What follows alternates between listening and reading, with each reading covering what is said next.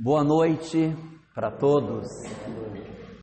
Uma das ideias mais fundamentais que a gente ouve em doutrina espírita, quando nós falamos sobre a encarnação dos espíritos, é a informação de que os espíritos, antes de renascer, eles temem a reencarnação.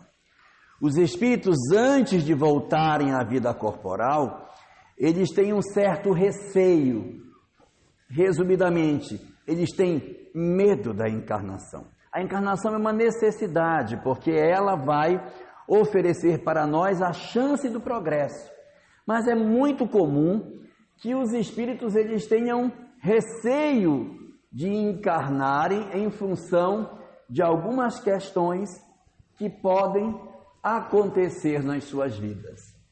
Resumidamente, existem dois fatores que interferem para que os espíritos tenham receio de encarnar. O primeiro desses fatores é o esquecimento. O esquecimento é uma coisa que os espíritos temem muito, porque é muito diferente do que a gente poderia imaginar com relação à encarnação. Diz o Espiritismo que quando nós estamos do lado de lá, antes de renascer, nós estamos vendo todas as coisas. Eu estou vendo a vida imortal, estou vendo as consequências do bem e do mal, eu estou percebendo quem eu sou, percebo o que eu posso fazer para a minha felicidade. Então, é muito nítido para o espírito o certo e o errado. Só que quando nós vamos reencarnar, quando o espírito vai retomar um corpo de carne, ele precisa se reconectar a um corpo que ele vai receber. Um óvulo e um espermatozoide, ao qual ele vai se ligar quando se fundirem esses dois. Quando o óvulo e o espermatozoide formarem um ovo, o espírito vai começar o processo de ligação nesse corpo. E quanto mais ele se liga, mais o esquecimento vai acompanhando a progressão da gestação. E ele vai progressivamente adormecendo para o mundo espiritual e acordando para o mundo físico. Esse fenômeno é chamado de esquecimento do passado, porque quando a gente renasce bebezinho, já não sabe mais nada.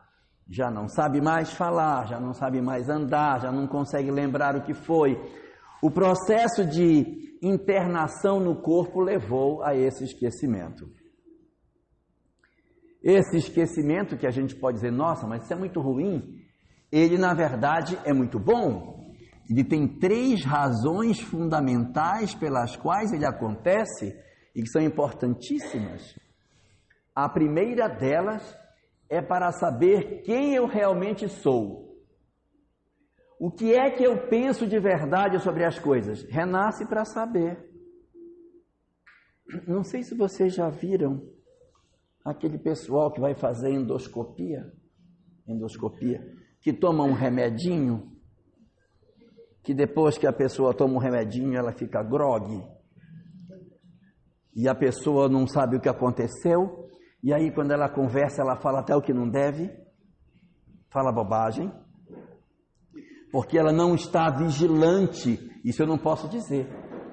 Eu aconselho, inclusive, que ninguém leve a sogra para fazer endoscopia, porque ela não vai ter o filtro do ego para dizer, não vou falar isso para ele. Vai falar. Então, a gente, quando tem o esquecimento do passado, nós perdemos a nossa lucidez. Então nós não lembramos ao certo o que é que a gente tem. A gente acha que crê em alguma coisa, mas a gente não acredita. A gente do lado diz, não, eu vou perdoar fulano. Não perdoa nada. Quando vem o esquecimento do passado, você só vai lembrar daquilo que verdadeiramente você tem como verdade. O que é aparente vai embora. Só o verdadeiro fica. Então o primeiro medo é por conta dessas questões, o esquecimento que isso vai fazer. Mas ele tem 3 benefícios. O primeiro desses benefícios é revelar quem nós somos. Como é que eu estou realmente? Essa revelação vai acontecer com o esquecimento. Segunda coisa que é muito boa com o esquecimento do passado: eu vou esquecer o mal que eu fiz. Existe gente que está no mundo espiritual lamentando o mal que fez, o mal que fez, o mal que fez, o que eu fiz, eu não podia. Imaginem uma pessoa que promoveu uma guerra entre povos e que é responsável pela morte de milhões de pessoas. A culpa que esse cara carrega no mundo espiritual, pela história que ele tem.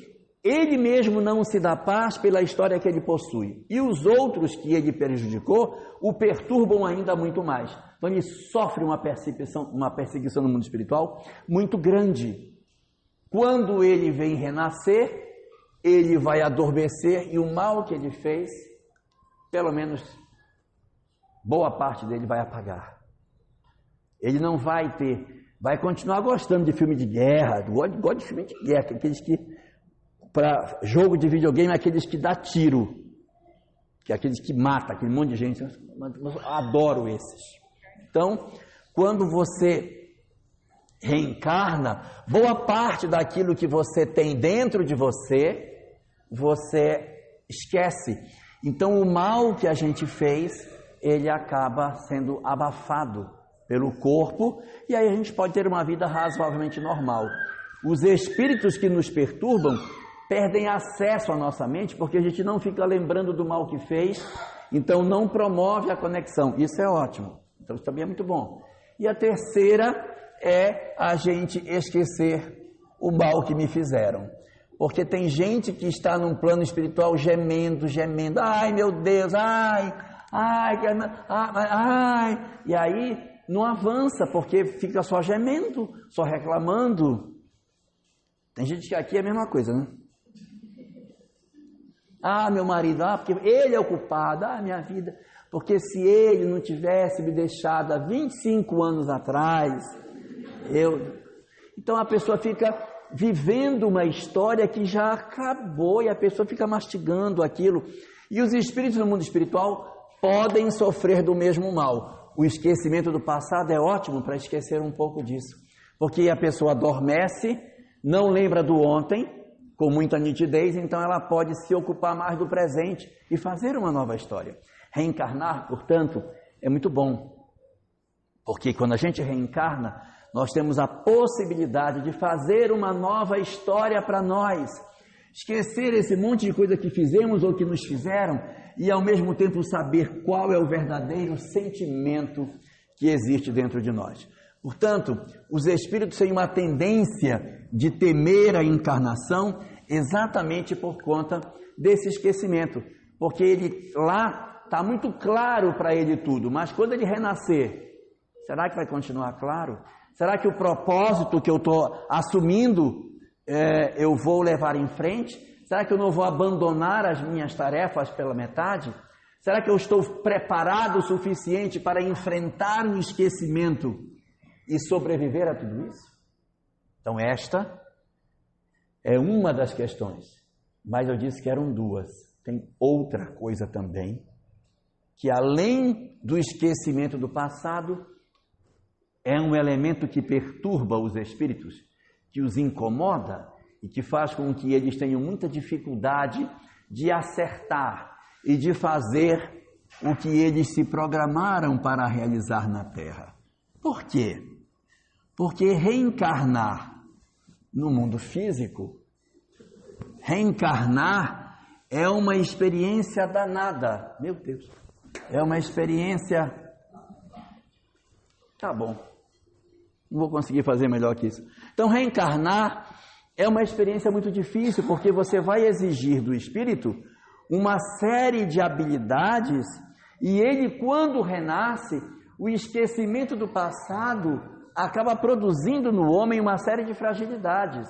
E o que é pior, além do esquecimento que existe, há um segundo fator que também é muito importante. O segundo fator são as influências que o espírito sofre.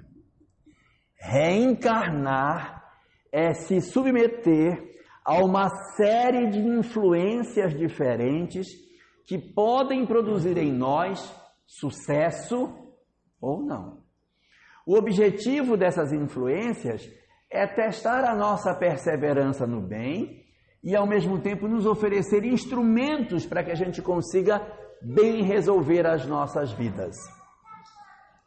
Reunindo aquilo que a literatura espírita dispõe sobre o tema, é possível perceber que quando nós estamos encarnados na Terra, nós estamos sujeitos a 6 influências diferentes. Existem 6 fatores que influenciam as nossas vidas. E nós, portanto, acabamos sendo bombardeados por esses 6 elementos que vão, de certa forma, exercer um certo grau de alteração das nossas emoções, dos nossos sentimentos, promovendo as influências diversas que o mundo físico pode exercer sobre um espírito encarnado. O primeiro tipo de influência que nós temos, a primeira delas, é uma influência muito básica, que é o nosso corpo físico. O corpo exerce influência sobre o espírito. Por quê? Porque o espírito sem corpo, ele está livre nas suas emoções, ele é pleno nas suas faculdades, ele é total, ele está inteiro, ele é o que ele é. Quando você pega um espírito e promove a reencarnação dele, quando você liga um espírito a um corpo, você, ao fazer isso, você restringe aquele espírito. Ele pode ser o espírito luminoso que for, se ele estiver encarnado, ele está sujeito às condições da matéria. Ele pode ser uma alma, meu Deus, encarnou, ele tem fome, ele tem sono, ele tem sede, ele cansa, ele tem dificuldade, ele tem dor de cabeça. O corpo, ele exerce influência sobre nós. Então, quando você, por exemplo, tem um espírito muito grandioso que ele encarna na Terra, parte da grandeza espiritual que ele tem, você não percebe. Porque ele está encarnado, você tem mais dificuldade de perceber a excelsitude que um espírito tem por conta da encarnação que ele tem. Está encarnado, aí você olha, ele tem pé, tem mão. Nossa, mas é um espírito grandioso. Encarnou, está sujeito às leis da matéria. O espírito é mau, mas muito mau. Encarnou, abafa também. Ele não consegue ser tão mau quanto ele era desencarnado. Do mesmo jeito que o corpo diminui a grandeza dos que são muito grandes, o corpo diminui também a condição de maldade dos que são muito maus. Ele, de certa maneira, dá quase que uma igualada nos espíritos. Porque um espírito que é mau, mas muito mau, encarnou e só fica mal. Porque ele tem limite na maldade dele, ele tem limite. Às vezes, assim, quando eu fico olhando aqueles desenhos animados, japonês, que tem aqueles poderes, que não sei quem é que é maior que o outro, um dá um grito, aí mostra assim a mão, aí sai um raio que explode, aí o outro faz um outro, aí nossa, quem será que tem mais poder? Porque cada um tem um golpe mortal, que acho que é quem grita com mais tempo assim, né? Deve ser o golpe mais forte. Isso parece muito com a condição dos espíritos fora da matéria. Encarnou, ele vai poder jogar pedra, um pedaço de pau, porque ele não tem mais condição de fazer e matar o outro. Mas um espírito desencarnado, se ele for mau, ele tem muito mais poder, porque ele está pleno nas suas faculdades, tanto quanto o bom. Então, o corpo físico, ele restringe as condições, tanto para mais quanto para menos, e os espíritos ficam mais ou menos na mesma condição. Eu vou dar um exemplo que aconteceu no século XX. No século XX, 2 personagens muito importantes da história do século XX trocavam cartas. Eram 2 chefes de Estado. De um lado, Hitler, e do outro, Gandhi. Gandhi escrevia cartas para Hitler e eles tinham a possibilidade de se corresponder, em que Gandhi escrevia dizendo para ele não promover a guerra, para ele não fazer essas coisas. A alma grandiosa de Gandhi, reduzida naquele corpo frágil que ele tinha como líder do povo indiano. E Hitler, uma alma também que tinha as suas potencialidades espirituais restringida pela encarnação no corpo físico. Aqui eles estavam iguais.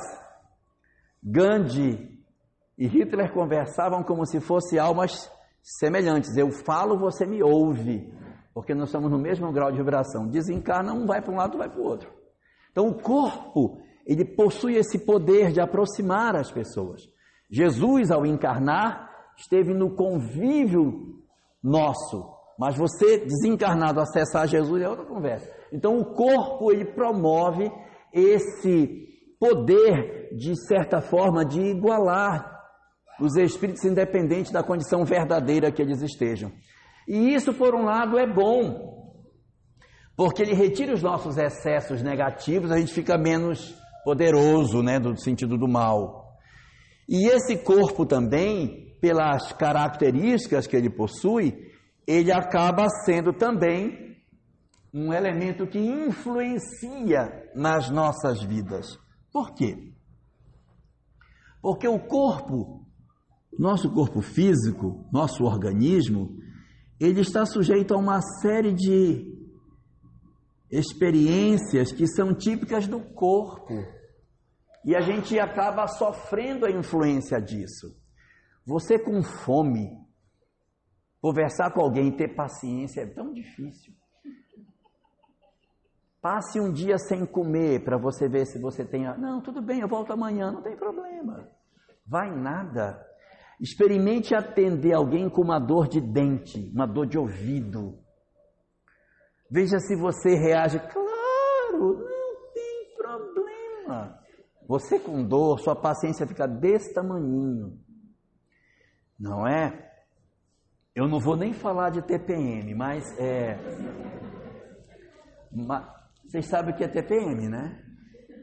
Tenha pena de mim. Então aí, você por uma alteração hormonal, o humor já foi embora. Aí você, nossa, mas a fulana é tão irritada. Não, porque está de TPM. O que é isso? O corpo exerce influência sobre nós. Às vezes, eu não quero me aborrecer, mas eu não estou mais aguentando, eu vou pular no teu pescoço. Por quê? É a influência que este elemento exerce sobre nós. Isso atemoriza os espíritos, porque o corpo vai oferecer restrições que podem fazer com que a gente, durante a existência física, tome decisões, sofra algum tipo de impulso, que não seja um impulso motivado pelos desejos verdadeiros do espírito, mas em função das dificuldades que o corpo produz em nós. Resultado, o corpo atrapalha, ajuda muitas vezes, atrapalha em outros. Tem vezes que a gente já está velhinho, né, meu filho? E aí você diz assim, eu quero sair daqui, sair correndo, vou até lá no aeroporto, tal, faço a volta, venho, e quando vier, eu da frente dizendo, não consegue mais não. O corpo não deixa, você olha assim, minha filha, passa essa vassoura embaixo daquele negócio, eu não posso mais me abaixar, porque eu estou cheio de bico papagaio, passa lá e tal. Eu tenho vontade, mas o corpo não deixa, você quer, mas não faz. E isso, posso falar para vocês, porque a gente quando é velho já pode falar com autoridade. Isso vai tirando de nós assim aquela coisa que a gente tinha. Quando a gente tem 20 anos, que aparece uma mancha assim no rosto, meu Deus, apareceu uma mancha, meu Deus do céu, vai no médico, doutor, tira isso aqui, olha uma mancha. Quando já está com 70 que aparece a mancha, olha, uma mancha. Ai, que Deus abençoe. Ela não vai durar muito tempo, né? É até, de certa maneira, um preparativo para a volta. A gente vai se acostumando com as coisas que o próprio corpo vai vivendo. E isso é interessante porque é um prelúdio do retorno para o mundo espiritual. Então, a influência do corpo, ela é muito forte e a gente, em cada etapa da vida, vive emoções diferentes com relação à influência que o corpo pode fazer em nós. Um segundo fator de influência que a gente tem é não mais o meu corpo em si, mas é a família que eu tenho. A família é um fator enorme de influência. O ambiente familiar no qual você foi criado. Você já imaginou, se eu vou reencarnar, gente, que vai ser meu pai, que vai ser minha mãe? E se minha mãe e meu pai se separarem? E se meus irmãos forem inimigos meus e forem estar me beliscando quando eu estiver no berço? Como é que vai ser? E se minha mãe não tiver paciência comigo? E será que eu não caio quando sou bebê do colo de alguém? Será que eu vou ter saúde? Meu Deus, se minha mãe não tiver paciência, me der um caldinho de mocotó quando eu nascer para ver se eu cresço forte. Então, a família, ela é um fator muito significativo, porque a educação que a gente vai receber vai depender desse grupo. É lá que eu vou saber o que é certo, o que é errado, o que a gente pode, o que a gente não pode, o que deve fazer, o que é correto. Menino, vai escovar dente, vai lavar, tomar banho para dormir, acorda, vai estudar, veste a roupa, vai tomar banho, olha o cordão no pescoço e tal. Cordão que estou falando é aquele cordão preto, não é o cordão. Aí você vai aprendendo, vai lavar louça, não joga na pia, joga a roupa dentro do cesto. Então isso tudo são aprendizados que a família vai nos dando. E aí você vai crescendo e você vai aprendendo. Não brinque com seu irmão, não use a roupa dele. Menino, quem é essa borracha? Você vai devolver onde você pegou, não pegue coisa dos outros. Então isso tudo são valores de família. Isso é muito importante, porque o espírito está chegando, coitadinho, não sabe o que é certo, o que é errado, está meio perdidinho. E aí, você colocar numa família desestruturada é um perigo, porque nem todas as famílias têm essa leitura correta das coisas. Tem muitas famílias que dizem assim, não, filho meu tem que começar a beber quando é pequeno, que aí vai se acostumando. Aí o garotinho pequeno, aí vai dando cerveja, velho, ó, tá vendo como ele gosta? Ele gosta, ó. Ele gosta, aí vai dando. Então essas coisas, elas são muito importantes. Por quê? Porque as nossas famílias possuem um poder enorme na transformação dos nossos valores. Às vezes diz assim, nossa, mas a fulana, coitadinha, nasceu numa família tão difícil, olha, o pai dela não deixa ela botar a cara na porta, só sai com os irmãos. Os irmãos têm que andar, só vai para a igreja acompanhada, não tem que sentar no banco, só olha para frente. Pode nem olhar com o rabo de olho para o lado que o pai não deixa. Uma vigilância, meu Deus, que escravidão. Eu não sei quem é essa alma. Eu não sei quem é o serzinho. Vai que esse serzinho caísse numa outra família, o que aconteceria com esse serzinho? Então a família, ela tem um papel fundamental. E muitos espíritos temem exatamente a chegada numa sociedade perturbada, com famílias desestruturadas, em que sai o pai para um lado para beber, a mãe sai para o outro, leva a filha e bota debaixo da mesa, daquelas mesinhas de plástico, bota o bebê embaixo, enquanto bebe ele fica aqui embaixo, porque ele não sai, porque as quatro cadeiras não deixam ele sair mesmo, aí fica bebendo até de madrugada, ali embaixo ele dorme, ali ele acorda, ali ele mama, então, depois de madrugada todo mundo bêbado vai para casa, é uma coisa ótima. Então, a família, ela é de uma importância enorme. Quem seremos nós ao renascer? Que mundo vai me aguardar? Que família que eu vou ter quando eu chegar? Que tanto de amor meu pai e minha mãe vão me dar? Quanto de afeto, ou quanto de grito, quanto de violência no sentido do desrespeito eu vou sofrer no meu grupo familiar, considerando as relações que esses espíritos têm comigo. E isso faz os espíritos temerem. Mas as famílias, em princípio, são fatores muito positivos para que a gente consiga exercer o nosso processo de crescimento. O corpo é importantíssimo para que a gente consiga esquecer um pouco o nosso passado e poder caminhar. Ele é um excelente veículo. A família é outro elemento muito importante. Terceiro fator que a gente tem e que é fundamental na estrutura das nossas vidas, além do nosso corpo, da minha família, é a sociedade em si. Em que sociedade que eu vou viver? Que lugar que eu vou viver? Que valores essa sociedade vai ter? Essa sociedade vai me ajudar a ter uma vida mais equilibrada? Ou é uma sociedade que vai me empurrar para o vício? Vai me empurrar para a loucura? Não, é certo sim. Por mais que a minha família diga, não faça isso, está errado. Faz, tá certo sim, faça. E aí eu vou sofrer uma influência da sociedade, desmontando aquilo que às vezes a família está construindo. A família mexendo a panela para um lado e a sociedade mexendo a panela para o outro lado. Então você corre o risco de receber uma sociedade enferma, uma sociedade doente, que ao chegar você nessa sociedade, ao invés dela ajudar você a cumprir um programa espiritual, a cumprir o planejamento que está previsto para você, você cumpre outras coisas, porque ela empurra você em outra direção. Esse é o risco. Que sociedade a gente vai ter? Será que eu vou renascer num país de paz, onde as pessoas tenham como valor a paz? Ou será que eu vou viver num local onde os valores são a violência, a guerra, cada um por si, e assim as pessoas estarão numa sociedade marcada pelo desamor, pela agressão? Que tipo de mundo eu vou viver? É uma sociedade mais cristã, mais dada à fraternidade, ou é uma sociedade dada mais à violência, à agressão? Isso é muito importante. Quanto de vícios que essa sociedade vai me oferecer? Os espíritos, quando renascem, é uma preocupação muito grande. Como é que ele vai reagir nessa sociedade que eu vai receber? O esperado é que a gente até sofra a influência dessa sociedade, mas a gente também influencie de volta mudando. Que nós também sejamos elemento transformador dessa sociedade. Mas às vezes a gente é engolido por ela. Ela dita as normas, ela dita as regras e você não consegue alterar o que você pensa. Não, isso aí não pode, isso aí não está certo. E aí você acaba sendo uma voz que tenta transformar essa sociedade.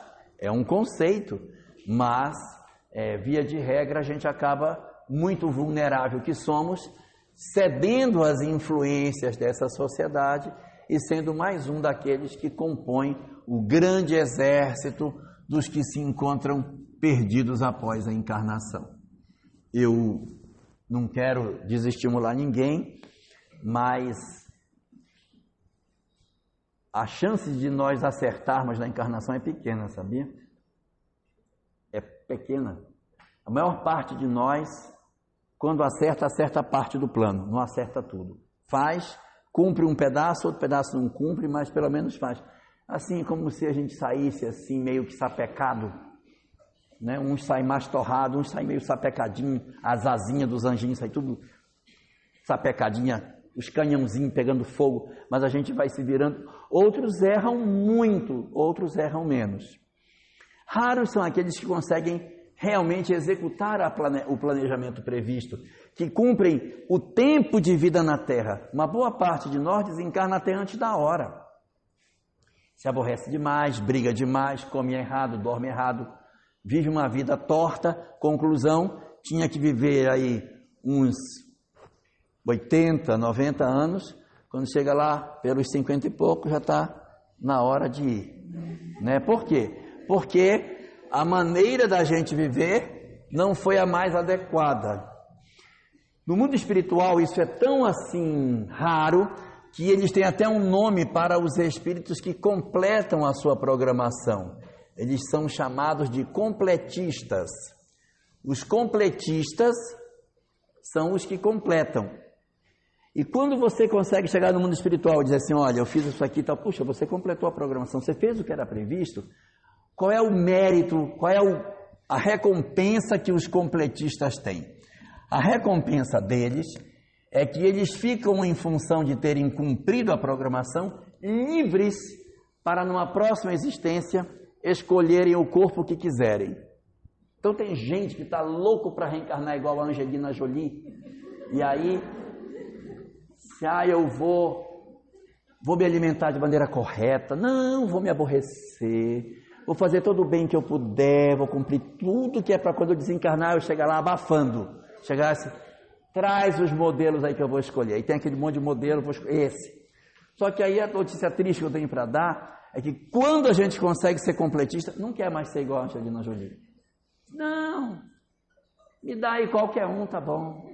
A gente perde, porque ninguém vai querer mais chegar abafando igual a Malévola. Ninguém vai querer mais. Não quer mais.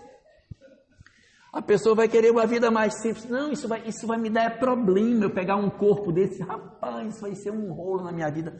Me dá um simplesinho aí, me dá um modelinho básico, um pretinho básico, tá bom. Por quê? Porque você vai usar aquela roupinha mais simplesinha, o corpozinho mais simples, tá ótimo. Do que você querer, senão eu quero um rabo de peixe com strass, quero cílios puxos. Não quero isso, vai ser só problema. Então, o nosso corpo, ele pode influenciar e a gente tem que saber usar. A nossa família, ela também influencia em muito. A gente tem que saber sobreviver e como é que a gente aproveita as lições que isso dá. E a sociedade, meu pai, essa que é o problema, porque a nossa sociedade, hoje, está passando por um processo muito complicado, que é exatamente a perturbação que ela tem em função do volume de entidades doentias que estão reencarnando nos últimos tempos. Quem não está percebendo isso, não está percebendo, está vivendo. Então, hoje a gente vive uma sociedade com uma quantidade muito grande de entidades perturbadas reencarnaram e estão fazendo a sociedade ficar toda mexida, toda convulsionada. Junto com eles também estão renascendo alguns espíritos bons, mas eles não são tão numerosos não, tá? Mais abundante são os perturbadinhos. Muito bem, aqui nós temos 3 fatores, o corpo, a família e a sociedade. Mas faltam mais 3.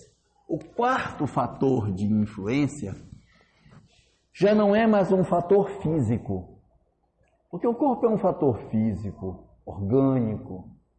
A família também é um fator físico, social. E a sociedade também é um fator físico do processo da própria existência. O quarto fator não é um fator físico. O quarto fator que a gente tem de influência são os obsessores. Diz a doutrina espírita que, como nós já tivemos várias existências, nós temos algumas entidades que não gostam de nós. Nós temos alguns inimigos. Isso aí não dá para a gente ter passado tanta encarnação sem fazer uma inimizade. Até porque se não tivesse nenhum inimigo, também não estava mais aqui, já estava em outro lugar. Se está na Terra é porque, de certa maneira, o padrão típico de conduta do planeta é o nosso. E, portanto, a gente merece a encarnação no mundo que a gente tem, de desigualdades, de violência, para que a gente seja o elemento transformador desse mundo em ebulição.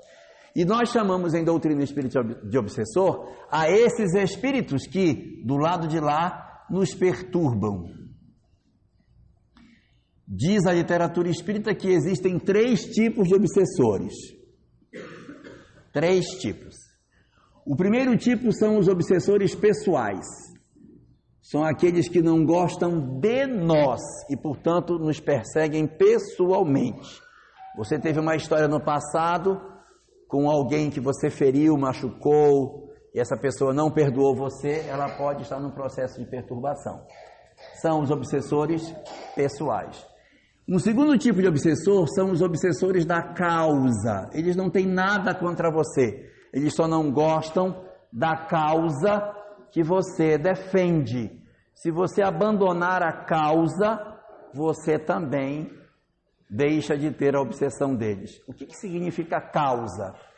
Alguém diz assim, eu vou me formar em professora, eu quero dar aula lá na escola rural, ensinar as criancinhas a ler lá na escola rural. Aí, os obsessores dessas crianças não querem que elas aprendam, querem que elas fiquem na ignorância mesmo. Então, elas vão atrapalhar você, não é porque você tem alguma coisa, não tem nada pessoal com você, mas você tem que largar as crianças lá. Se você for para lá, eu vou perturbar a sua vida. Então, passa a perturbar você, não por causa de você, mas pelo bem que você quer fazer. Isso está na escola, você trabalha num hospital, se você faz alguma atividade profissional qualquer, eu não quero que você faça. Você trabalha como servidor público, eu quero atrapalhar, porque eu não quero, não gosto, quero que fique ruim mesmo. Então, quando você tenta fazer, eu te atrapalho, perturbo. crio confusão dentro do meu trabalho, exatamente para que as coisas não aconteçam, e aí você fica com raiva, e depois agora também quem não vai fazer sou eu. Aí, opa, agora deu certo. Então, perturba você por conta da causa que você defende. E o terceiro tipo são os obsessores por inveja. Ele não está preocupado nem com você, nem com a causa que você defende. Ele tem inveja do seu sucesso. Sucesso no sentido de comportamento. Ele diz assim, mas olha, fulano acerta tanto, miserável, tudo que ele faz dá certo. E eu fiz besteira, eu vou atrapalhar para poder eu me sentir aliviado da inveja que eu tenho. Porque quando você cai, eu digo, mas ele também cai. Ele também faz besteira. Aí eu me sinto feliz com o insucesso do outro. Não sei se eu estou sendo claro. Ele não tem raiva de você, ele se incomoda porque você acertar mostra o quanto ele é errado. Vamos dizer assim que eu fui um pai mau, eu não tive paciência, eu fui um pai difícil, meus filhos foram criados com raiva de mim, depois que ficaram adultos. E aí, em vez de eu ter remorso do que eu fiz, me arrepender do que fiz e querer ter uma vida melhor, eu tenho raiva de quem é bom pai. Digo, não, mas ele tem que errar também, porque se ele não errar vai me incomodar muito, o sucesso dele me deixa incomodado. Aí eu fico perturbando para que ele erre. Ele também erra, então eu não sou tão ruim assim. Quer dizer, eu faço isso para diminuir em mim o sentimento de fracasso. São os obsessores por inveja. Esses espíritos desencarnados também influenciam. Então, quando o espírito vai reencarnar, não bastasse os fatores físicos, ele ainda tem esse fator espiritual, que são os obsessores que o perturbam. O quinto fator, o penúltimo deles, é um contraponto dos obsessores, que são os mentores espirituais. Esses nunca abandonam os seus protegidos. Os obsessores, eles podem até abandonar. Persegue alguém, persegue, e o espírito não dá ouvido para o que ele quer, aí ele abandona. Isso aí não dá certo, vamos largar esse cara. Porque ele não faz o que eu quero, abandona. O mentor nunca abandona. E uma coisa importante sobre a questão da obsessão. É muito comum as pessoas pensarem assim, que o obsessor vem e aí ele planta uma ideia na sua cabecinha. Por que você não briga com fulano? Obsessor não planta ideia na cabeça de ninguém. Obsessor rega, põe adubo, põe fertilizante. É isso que ele fala, mas ele não planta, quem planta é você. Você planta a ideia e ele rega. Então, uma pessoa que nunca bebeu, que não tem gosto para beber, se um obsessor for querer empurrar essa pessoa para beber, ele vai perder tempo. Então, isso aí não adianta, você não bebe mesmo. Mas eu sei de outra coisa, eu posso pegar ela pela raiva, porque ela quando fica com raiva, joga prato na parede, quebra a televisão, chuta ventilador, então é por aí que eu vou atacar. Então eu ataco a pessoa naquilo que é a fragilidade dela. Então os obsessores, eles têm uma tendência de perturbar a gente naquilo que a gente já tem de fragilidade, mas ele mesmo não tem o dom de plantar uma ideia nova na nossa cabeça. Ele só estimula o que a gente tem, ou seja, ele rega uma ideia que já está plantada. Os mentores, que são aqueles que nos acompanham há muitos e muitos séculos, eles nunca nos abandonam. Eles nos protegem o tempo todo, cuidam de nós e nunca se afastam, mesmo que a gente cometa o maior de todos os delitos do mundo. Porque no sentido daquilo que o Espiritismo nos diz, não existe mal que a gente faça que consiga nos afastar de Deus. Não existe nada. Nenhuma ação que a gente faz pode fazer com que Deus vire as costas para nós. Os mentores, representantes da vontade divina, cuidam de nós o tempo todo. E se a gente tem obsessores pessoais, nós temos mentores também que são pessoais. Se nós temos obsessores que são da causa, existem os mentores da causa. Se eu estou numa escola trabalhando e tem espírito que querem perturbar, existem também os mentores da causa que querem ajudar com que aquilo aconteça, que aquilo dê certo. Eles estão atuando no mesmo lugar. E se existem os obsessores da inveja que não querem que a sociedade progrida, existem aqueles espíritos que velam pelas sociedades, que cuidam do progresso, cujo capitão deles é Jesus. Então, o Espiritismo tem uma colocação muito interessante, na qual ele diz que o número de espíritos perturbados é muito menor do que o número de espíritos mentores. Por quê? Porque se Deus cria desde sempre, Deus cria desde que, ninguém sabe desde quando, que é tanto tempo que não dá para imaginar, e se os espíritos sempre progridem, o número de espíritos que já alcançaram a perfeição é muito maior do que aqueles que ainda estão em caminho para a perfeição. Então, o número de espíritos infelizes é menor do que o das almas sublimadas. Resultado, os que são perturbados são a exceção. A grande maioria dos espíritos no planeta e no mundo, no universo, são espíritos superiores. E eles agem exatamente para nos auxiliar. Nós só precisamos é sintonizar com eles. E a gente sintoniza através da oração, as preces que a gente faz, as nossas boas obras, o desejo de estar em sintonia com o bem, meditação, são grandes instrumentos para conectar com essas entidades e desconectar com os obsessores que podem estar nos perturbando. Falta um último fator. Porque nós temos o corpo, nós temos a família, a sociedade, e temos essas duas influências, o obsessor e o mentor. E falta a última. A última das influências tem a ver comigo mesmo. É uma influência que tem a ver com a minha própria história.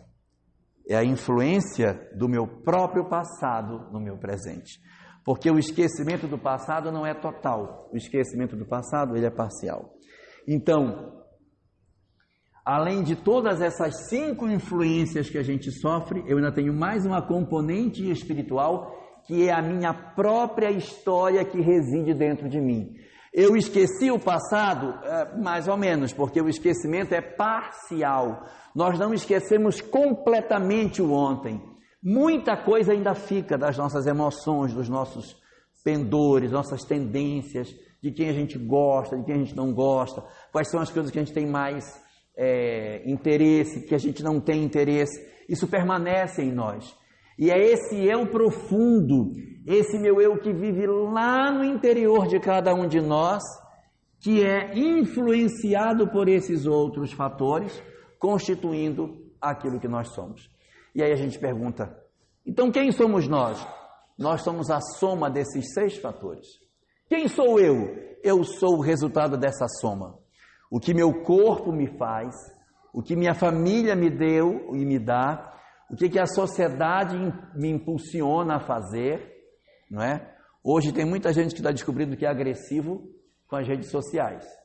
Porque como ninguém pode bater, vai na rede social, ofende os outros, humilha. Aí como não pode matar, exclui.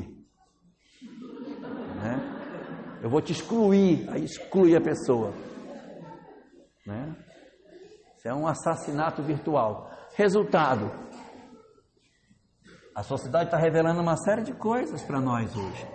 E aí é a soma da influência do meu corpo, da família, da sociedade, da perturbação que meus obsessores fazem e da ação dos mentores em mim, somada com o que eu trago de bagagem, que eu tenho uma bagagem, eu já trago em mim a bagagem daquilo que eu sou.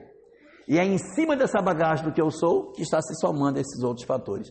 E aí, a soma de todos esses elementos vai dizer o que eu sou na verdade. Resultado,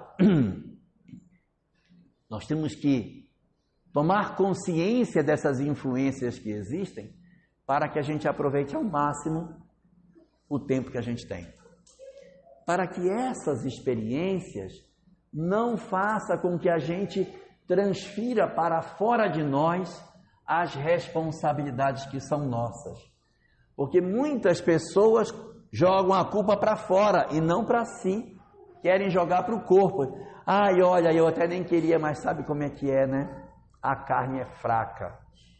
E aí, quando eu vi, eu já estava grávida. Então, a influência do corpo, ela pode até existir, mas o espírito comanda o corpo. Assim como a gente às vezes coloca muita culpa na família. Sabe por que eu sou infeliz? Eu sou infeliz por causa do meu pai, por causa da minha mãe. Nunca sou eu, sempre é o outro.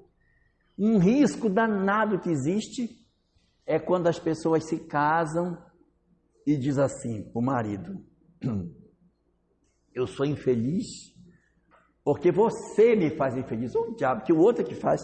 Então, eu preciso do outro para que eu seja feliz ou que eu seja infeliz. Nós não podemos exigir que outras pessoas venham trazer para nós a felicidade. E aqui deixo um recado. Quem se casa para querer ser feliz, muito provavelmente será infeliz. Não estou rogando praga, mas quem se casa querendo ser feliz, muito provavelmente será infeliz. Mas quem se casa para fazer o outro feliz, tem muito mais chance de ser feliz. Porque eu fico querendo que a pessoa... não me senti feliz. Tem uma frase de Emmanuel sobre isso, muito interessante, em que ele diz assim, não é uma praga, mas é só para vocês refletirem na ideia. Diz Emmanuel: todos aqueles que abandonam os seus relacionamentos, justificando falta de compreensão, não encontrarão paz. Eu vou repetir. Todos aqueles que abandonam seus relacionamentos, justificando falta de compreensão, não encontrarão paz. Parece que rogou uma praga, né? Você parou por quê, meu filho? Porque fulano não me compreendia. Está marcado para não ter paz nunca mais na vida. Não é isso. É porque eu quero ser compreendido. Então, largou fulano porque fulano não me compreendia. Eu quero que o outro me compreenda. Então, quando eu transfiro para o outro a responsabilidade pela minha vida, eu estou dando o volante da minha vida para o outro. Então, quando eu digo, não, eu não encontrei paz, não fui compreendido, então eu fui embora. Não vai ter paz, por quê? Porque vai procurar outro, esse também não me compreendeu. Vai procurar outro, também não me compreendeu. Eu quero ser compreendido. Olha, se a gente for pegar bem aquela oração de Francisco de Assis, o que ele diz no final? Ó mestre, fazei com que eu procure mais compreender que ser compreendido. Então, não é que a gente vai querer também ser só compreender, que também ninguém é de ferro, mas que pelo menos eu queira mais compreender do que ser compreendido. Que eu até queira ser compreendido, mas menos. Que eu procure mais compreender do que querer que o outro me compreenda. E a gente muitas vezes joga essas responsabilidades para fora de nós. É o corpo que não deixa eu fazer, é a família, a culpa do marido, a culpa do filho, a culpa da mãe, a culpa do meu pai. Eu nem vou falar de sogra, mas começa a colocar a culpa nos outros por conta. Eu não estudo, é porque é muito barulho aqui em casa. Mas sai todo mundo, você fica sozinho. Mas aí o silêncio me incomoda. Aí eu fico incomodado, que é muito silêncio, fico querendo... Aí a pessoa chegou, fez barulho, agora não consigo estudar. Então fica jogando sempre as responsabilidades para fora. Quantos colocam a culpa no obsessor? Meu Deus, quanta gente.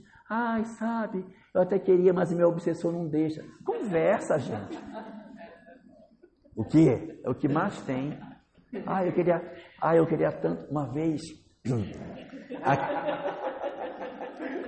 aqui na federação, faz muitos anos isso.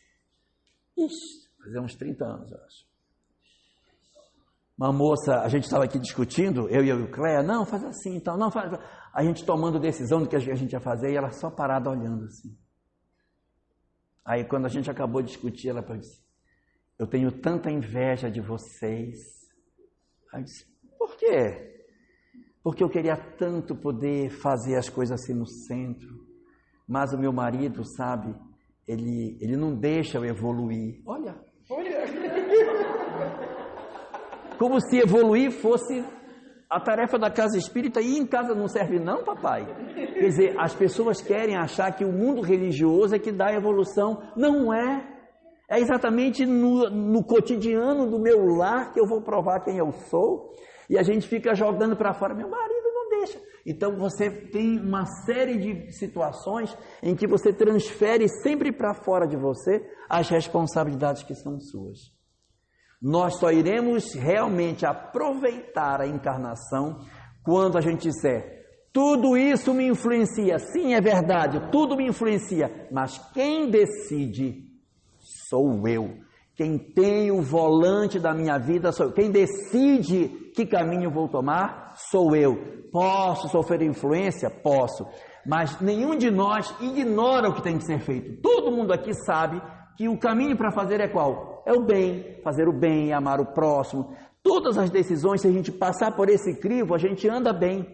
Mas se a gente começar a tomar decisões que negam a isso, nós estamos enrolados. Então, o objetivo do Espiritismo nos trazer essas informações é para que a gente desperte dessa realidade, aproveite o tempo que a gente tem e assuma de uma vez que o responsável pelas nossas vidas não é ninguém mais do que nós próprios. Somos nós que vamos fazer o nosso grande processo de redenção espiritual.